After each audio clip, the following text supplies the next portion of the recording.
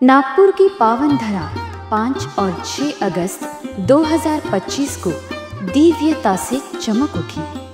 औचित्य था रामानंद संप्रदाय के उपपीठ पूर्व विदर्भ नेरला जिला नागपुर की पुण्य भूमि पर दक्षिण पीठाधीश्वर अनंत श्री विभूषी जगत गुरु रामानंदाचार्य श्री स्वामी नरेंद्राचार्य जी का समस्या मार्गदर्शन एवं दर्शन समारोह का भव्य आयोजन हुआ था।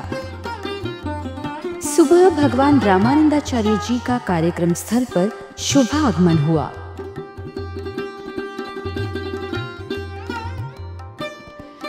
प्रवेश द्वार पर सुहागन बहनों ने प्रभु का औक्षण किया। संत पीठ पर रामानंदाचार्य जी के आगमन से पंडाल में आनंद की लहर छा गई।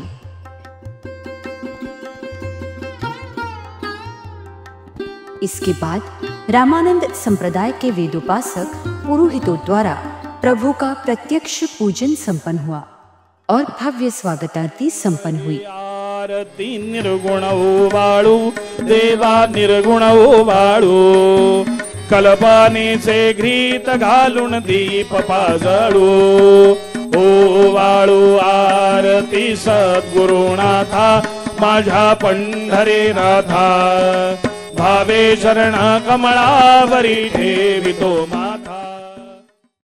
महाआरती के उपरांत भगवान रामानंदाचार्य जी ने प्रवचन करते हुए कहा, गुरु वाक्य मंत्र मूलम।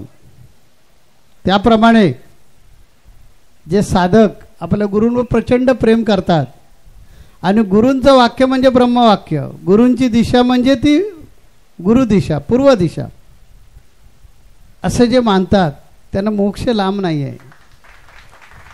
तशा प्रकारे शबरी जी आहे ती अत्यंत काकुळतीला आलेली आहे, कारण ती दररोज राम येणार म्हणून आपली पर्णकुटी जी आहे ती सजवून ठेवायची। दररोज रामाला देण्यासाठी तो आला, त्याला भूक लागलेली असेल, त्याला खायला काय द्यायचं, मग ती जंगलात राहणारी ती कुठून आणणार काय, म्हणून जायची आणि काय करायची, फळं जमा करून आणायची।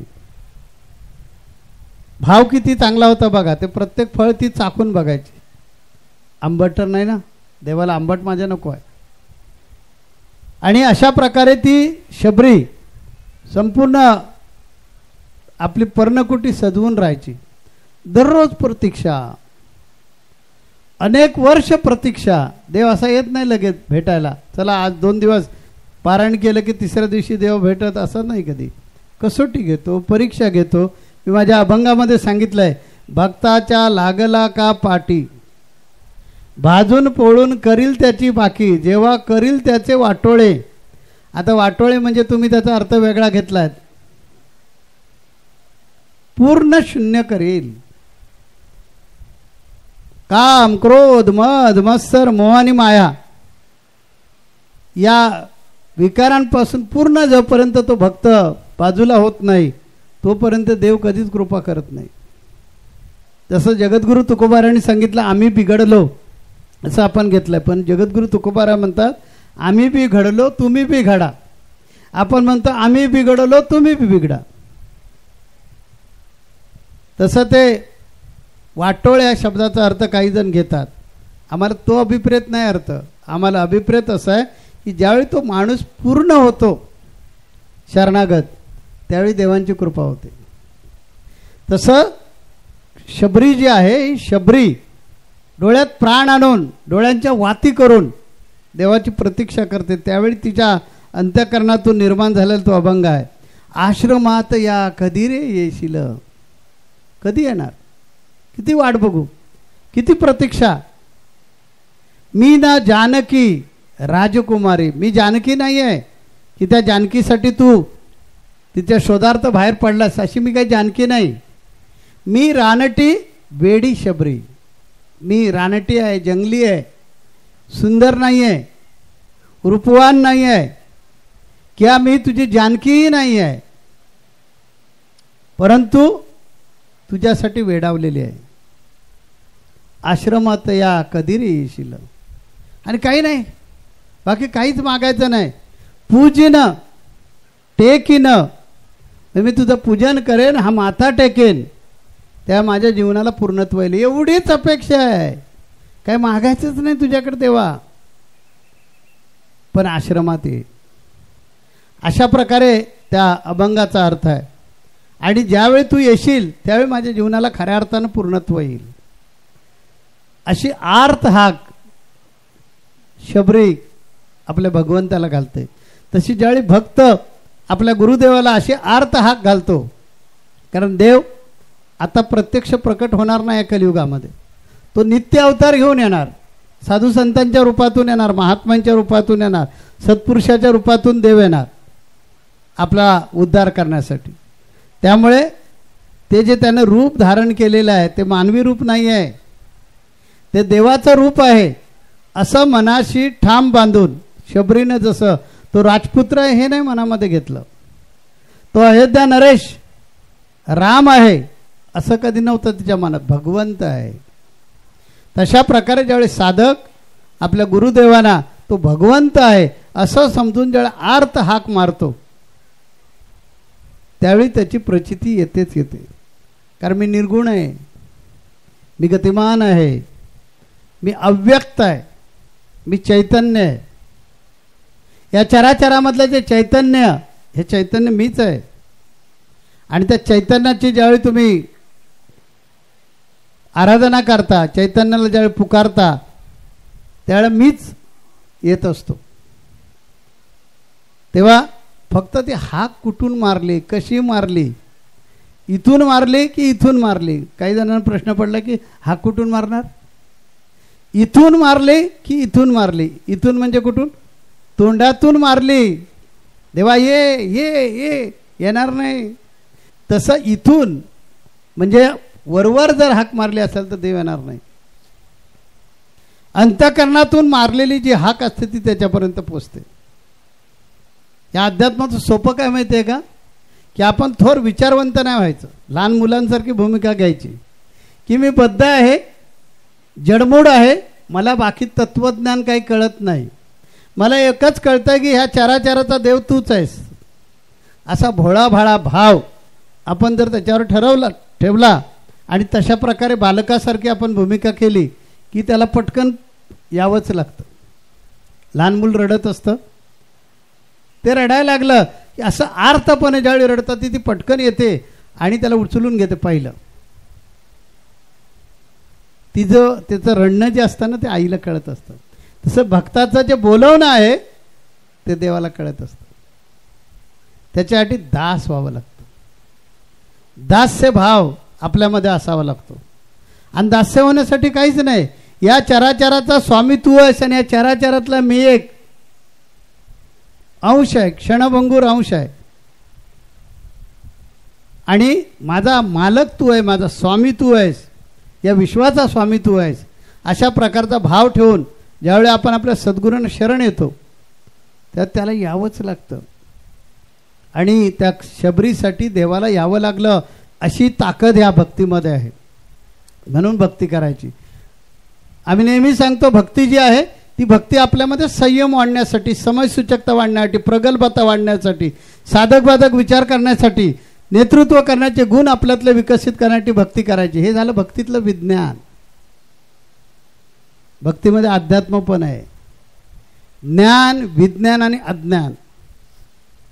अज्ञान म्हणजे अंधश्रद्धा. देव प्रसन्न झाला पाहिजे आपल्या अडचणी सोडवण्यासाठी, हे अंधश्रद्धा आहे, हे अज्ञान आहे. देव कधीही आपल्या अडचणी सोडवत नाही, लक्षात घ्या. आपल्या अडचणी आपणच सोडवत असतो. आपण जसं कर्म करणार, जैसे कर्म तैसे त्याला फळ त्याचे मिळत असे. जसं कर्म करणार त्या कर्माप्रमाणे फळ. म्हणून कर्म करतानाच चांगलं करा ना. म्हणून मी काय संदेश दिलाय, तुम्ही जगा आणि दुसऱ्याला जगवा. ह्याच्यापेक्षा मोठा परमार्थ कुठलाच नाही. पण जसं मला जगण्याचा अधिकार, जसं मला आनंद मिळवण्याचा अधिकार, जसं मला सुख मिळवण्याचा अधिकार आहे, असा प्रत्येकाला अधिकार आहे. एवढं लक्षात ठेवून तशा प्रकारे आपण जगलो, वागलो, राहिलो, खूप झालं. ते देवाला आवडतं. कारण देव प्रत्येक अणुरेणूत आहे. तो एकच आहे, तो एकच आहे. आणि तोच मी आहे. नुसता मीच तो आहे असं नाही, तुम्ही पण तेच आहात. तुमच्यामध्ये पण तोच आहे. तुझं आहे तुझं पाशी, परी वेड्या जागा चुकलाशी. तेव्हा देव लांब नाही आहे, तत्वमसी. आमच्या वेदाने सांगितलं ते तत्व तूच आहेस. जो देव शोधता ना तो देव तुमच्यातच आहे. जगद्गुरु तुकोबारायांच्या भाषेत सांगायचं झालं तर तुझं आहे तुझं पाशी, परी वेडा जागा चुकलाशी. तुझी जागा चुकलेले का तर रजोगुणामुळे तमोगुणामुळे. रजतम सत्व हे जे आहे हे आपल्यातलं कमी व्हायला पाहिजे असेल तर सत्वगुण वाढवा. मन संयमी झालं, मनामध्ये समयसूचकता आली, प्रगल्भता आली की आपण गडबड गोंधळ करत नाही, शांतपणे निर्णय घेतो. आणि माझी एक शिकवण लक्षात ठेवा, तुम्ही जगा आणि दुसऱ्याला जगवा. तुम्ही जगा आणि दुसऱ्याला जगवा. या शिकवणीप्रमाणे जगायचा प्रयत्न करा की बघा आपल्या रक्तामध्ये जे हार्मोन्स आहेत ते आपोआपच बदलतात आणि दुसऱ्याबद्दल दया येते, दुसऱ्याबद्दल क्षमा करण्याची प्रवृत्ती वाढते, मन स्थिर राहतं, त्यामुळे शांती येते. दया क्षमा शांती तेथे देवाची वस्ती. तेव्हा आपल्यामध्येच देवत्व आहे. देव शोधायला बाहेर जाण्याची गरज नाही. जगद्गुरु तुकोबाराज सांगतात आपणच देव आहोत. पण ते आपल्यातलं देवत्व बाहेर येण्यासाठी या संदेशाचं पालन करा ना. तुम्ही जगा आणि दुसऱ्याला जगवा. ह्यासाठी घर दार सोडण्याची गरज नाही आहे, प्रपंच सोडण्याची गरज नाही आहे. फक्त मन विकसित करा की माझ्यासारखा सगळ्यांनाच आनंद मिळवण्याचा अधिकार आहे. मला आनंद मिळाला तसा दुसऱ्यालाही आनंद मिळवून दिला पाहिजे, कारण मला देवानं बुद्धी दिली, त्या बुद्धीचा वापर करून मी जगलो पाहिजे. बस ह्याच्यापेक्षा मोठा परमार्थ काहीच नाही आहे. तर या मार्गाने जा आणि आपल्या जन्माचं कल्याण करून घ्या. प्रवचन के पश्चात समस्य मार्गदर्शन एवं दर्शन प्रारंभ हुआ. भगवान रामानंदाचार्य जी भक्तजनों को उनके जीवन की उलझनों से उभरने हेतु सुझाव दे रहे थे, उनका सुख और शांति का मार्ग प्रशस्त कर रहे थे. उसी समय दूसरी कतार में मन में केवल गुरु दर्शन की आस लिए भक्तजन दर्शन हेतु भगवान रामानंदाचार्य जी की ओर बढ़ रहे थे. वही गुरु सेवा संग्राम सैनिक तथा युवा सेना अपनी निहित सेवा गुरुचरणों में समर्पित कर रहे थे. समारोह के दौरान माननीय आमदार श्री संजय पुराम, तालुका देवरी, जिला बूंदिया तथा अन्य विशेष अतिथियों ने समारोह में उपस्थित रहकर रामानंदाचार्य नरेंद्राचार्य जी के प्रत्यक्ष दर्शन का लाभ लिया और उनके महान धार्मिक, आध्यात्मिक तथा सामाजिक कार्य की प्रशंसा की. दोनों दिन हजारों भाविकों ने प्रभु के दर्शन का लाभ लिया. प्रथम दिन 15 से 16 हजार भक्तों ने तथा दूसरे दिन 18 से 19 हजार भक्तजनों ने प्रत्यक्ष गुरुदर्शन का आनंद लिया. प्रथम दिन 831 श्रद्धालुओं ने उपासक दीक्षा तथा द्वितीय दिन 1539 भक्तों ने साधक दीक्षा ग्रहण कर भगवान रामानंदाचार्य जी द्वारा प्रशस्त किए आध्यात्मिक मार्ग पर चलने का दृढ़ निश्चय किया. दोनों दिन कार्यक्रम स्थल पर उपस्थित भक्तों के लिए महाप्रसाद का भव्य आयोजन किया था.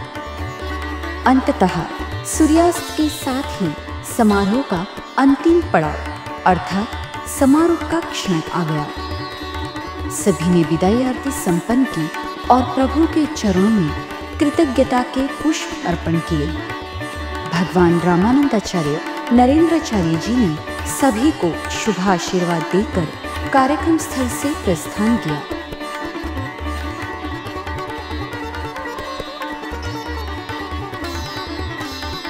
जय सिया राम.